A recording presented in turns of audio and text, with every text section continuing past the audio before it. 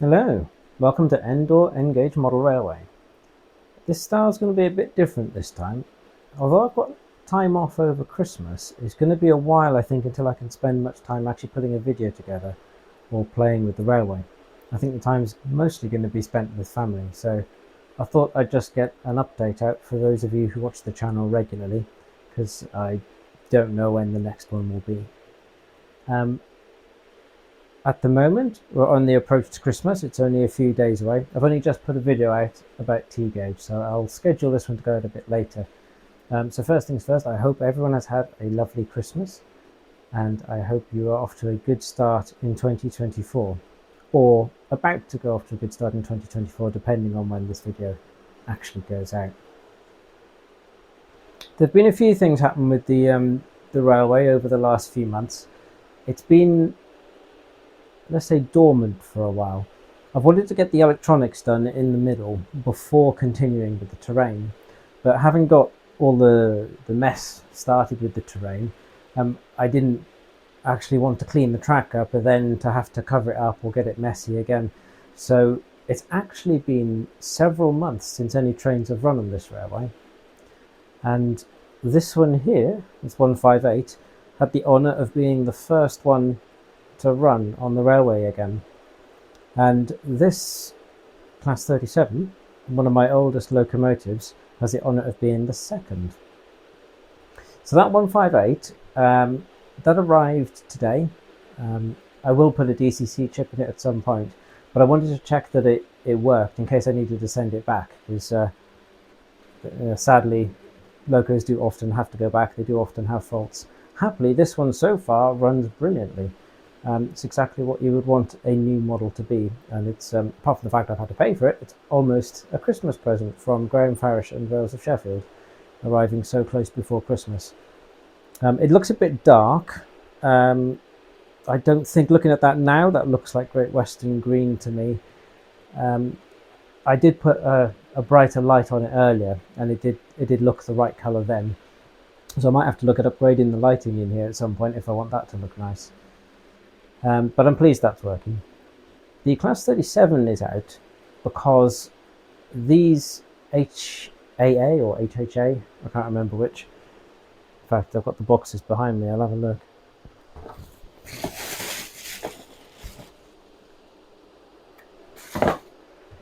These HAA wagons came a few months ago. I can't remember when. I was fairly confident they'd be fine, and indeed they all run absolutely fine. No problems with them. Because they haven't got bogies. They don't really have any free rolling issues like the bogie wagons seem to. And these are Graham Farish. I think the issues I've had have been with DAP things. I think they look really nice with the Class 37. So I wanted to see this 37 running with these wagons before I put the railway back into DCC mode at some point. Both trains running now are they're on the same controller, same power. There's no isolation on any sections in this railway. It is wired very much for DCC. So you can see that the Class 158 is much slower than the Class 37, even though the 37 is pulling a decent rake of wagons.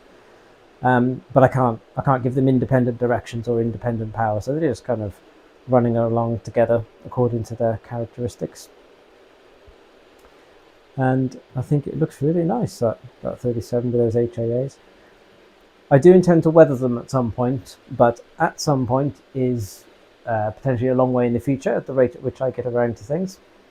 So they'll probably look shiny and new for quite a long time yet. I'd like to get loads in them as well. I'd like to see a nice heavy loaded coal train, a nice load of dusty wagons covered in coal dust on inside and out. But yeah, that could be a bit of a long-term project. In terms of what I've done on the railway, I think the last time I put out a terrain video, I hadn't covered this sort of inside mound. So since the last video on terrain, the new bits are that corner there, the whole corner, and I think about half of this back bit here, or a third of it, and all of that end. That end I did differently to the... Ooh. I did wonder if the couplings would hold up forever. Right, well, that's reconnected. We'll see how long that holds up. So the terrain here, most of this, as you'll have seen in previous videos, has this aluminium or steel mesh beneath it to form the shape, and then plaster cloth put on top. Here I scrunched up newspaper, pinned it down with masking tape, and then laid the plaster cloth over that. Maybe I'll bring the camera over here at some point. It's much more lumpy. It was easier to make, but I think I had slightly less control over the exact shape. But equally, I don't think I'd have been able to bend the mesh into the right kind of curve there and pin it down easily. So I think it was easier to go with scrunched up paper. But you might be able to see a rectangle here. I'm going to need to get in there to sort out the point motor that controls one half of the crossover between the two main lines. It's just not working. It'll only throw the point one way. I don't know why. I've tried giving all of the capacitive discharge unit power just to that point motor by disconnecting the other one, and it still won't do anything. It does have enough room to move. I've looked inside there with a torch, and there's nothing blocking it anymore. I did originally actually completely jam it in with the paper I'd scrunched up without noticing. So potentially something's become misaligned in there, but there's no way I can get my hand in there to sort that out without taking that terrain apart in some way. So although I've left myself a nice big access hole in the top of this terrain, it's not big enough. It doesn't cover everything. More in view here is an addition to the electronics that I haven't talked about yet in any other videos. I realised that the point motors, there's one there and the one there, that control the crossover points, they didn't have relays. So they were directly connected, well, their micro switches were directly connected to track power. Another pause there to reform the HAA train. Yes, I think I'll have to get hunt couplings for those. The hunt couplings I've put on other things have been very reliable, but it is an expensive prospect for a train this long. I can't remember how many of these I've got. I think it's either 20 or 25. I haven't actually counted them in a while. Yes, so the crossover points didn't have relays, and their micro switches were directly connected to track power, and that means meant I wouldn't be able to tee off a connection to another relay to use with the Raspberry Pi Pico for sensing the position of the points. So I made that that board there with two relays on it. I had just enough spare. One of them had come from the middle of this lot.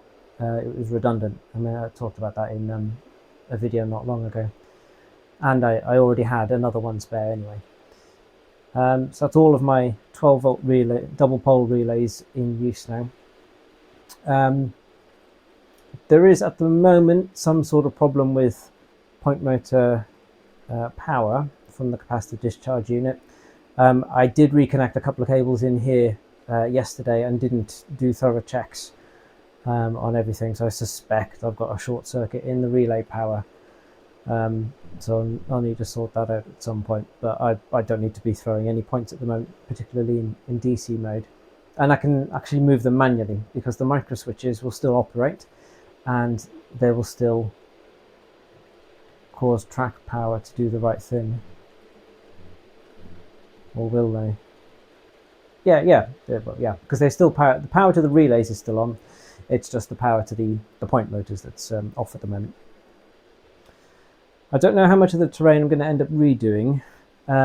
This section here against the wall is a bit loose, and it has snagged the train a couple of times. There's a little bit of aluminium sticking out, and I don't like that stark change in the terrain there. I'm going to have to do something about that. There goes the train again. We'll just let it push the rest of the trucks around, I think. Yeah, and I don't know what damage will be done from sorting out that other point motor. I am intending to try and make my own kind of sculptor mold alternative. There are plenty of videos on YouTube about that. Okay, now something's derailed. My intention at the moment is to use shredded toilet paper, cheap toilet paper, and plaster of Paris, and mix those together to make a sculptor mold alternative, and then see how that goes. So that'll be in a video at some point, no doubt. I forgot to mention earlier, I actually bought two Class 158s. I ordered a sound fitted one, and at the time I was umming and ahhing about getting two of them and decided not to. And then when Rails of Sheffield announced the arrival of these 158s the other day, I decided to buy a non-sound fitted version, which is what I was running in yesterday on DC. Because I intend to run them together. I think I'll often have them going around as a group of four. So one of them having sound will be good enough. It will still give the right impression of the train having engines, I guess. So that's just about finished its running in now. And as with the other 158, that has run very smoothly. The layout's obviously back onto DCC control now. Today is the first time it's had DCC trains running, or the DCC system even plugged in, for quite a few months, and it all seems to be okay. The sounds on it are pretty much what I remember Class 159s being like. I've travelled on them a fair bit in the past, and the 159s were made from surplus 158s. I read a Wikipedia article on that not very long ago. Yeah, it's not as bassy, obviously, as real life. There's only very small speakers in these, but it does seem to sound right when you take that into account.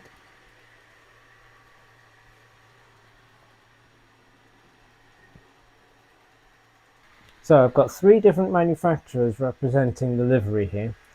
We've got the Kato IET and the Dapple Gagemaster Mark III there for the castle set. Still waiting for the actual power cars and two coaches they come with. And the Graham Farish Class 158. On camera here and to the eye, they all look very dark. I can see more of the green tinge in it than the camera is picking up. I don't know if I can focus it on the train more closely. No, they still look really dark on camera. So I don't think it's that Graham Farish has made the 158 too dark. I think I do just need better lighting in here to see the correct tone on them. I think I like seeing it in proper light so far, I prefer the Kato IET green version. It's got a nice sheen to it, and it seems to get the right tone compared to what I'm used to seeing in real life of the Great Western trains, Great Western Railway modern day green. But I've yet to really see the Graham Farish 158 in proper light. On the pictures on Rails of Sheffield, it did look very nice.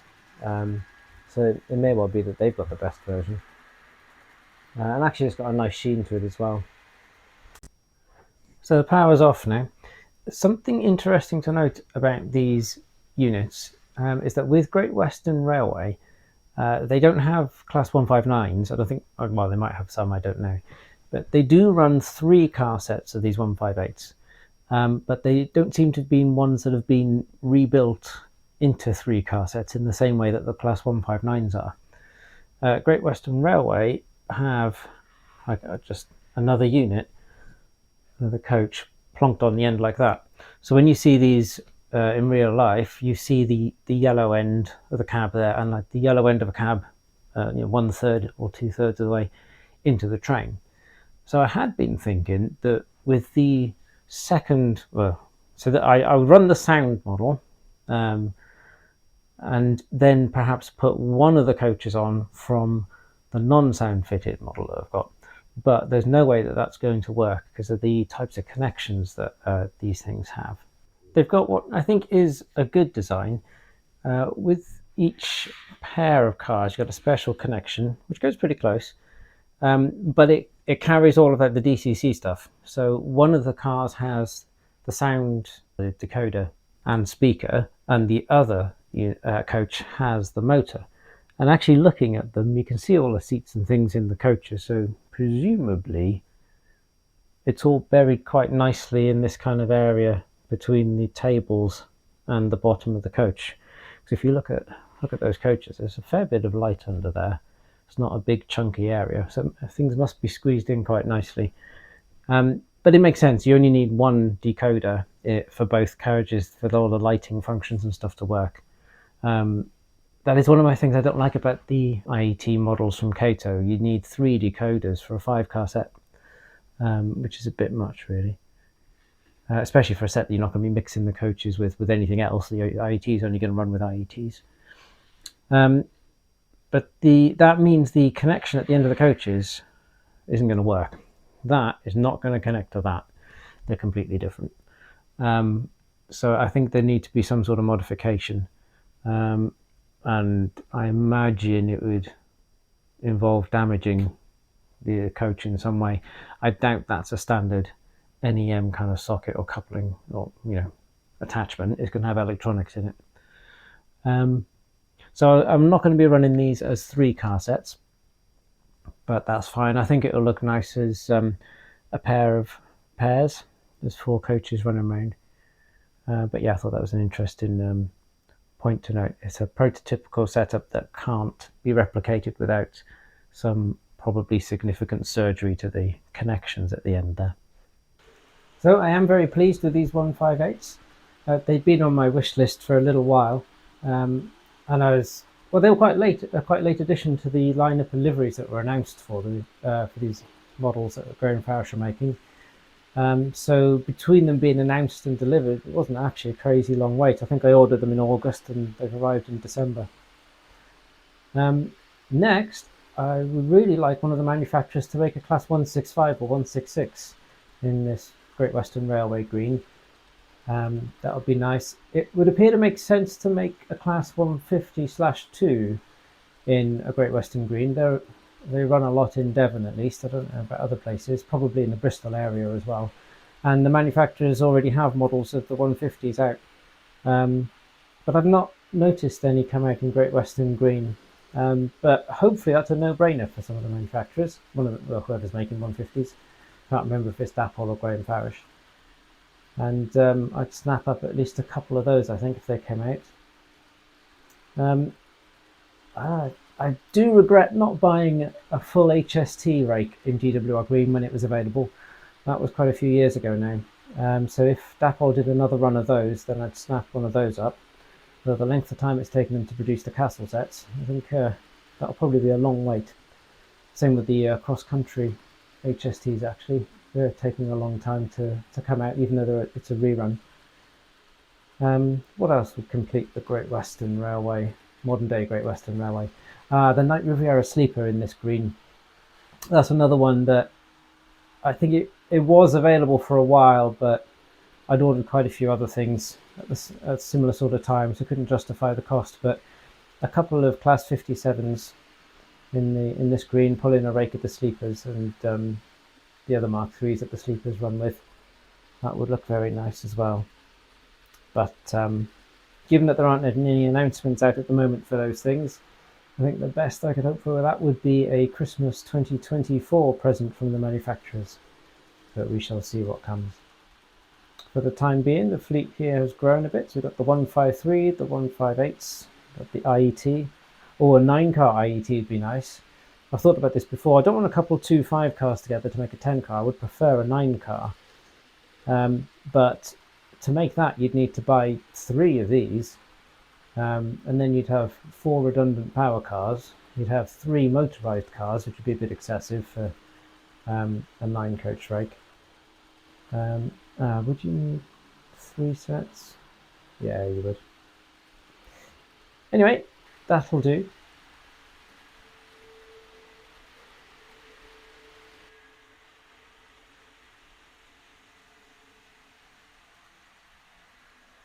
That's all for now. Bye bye.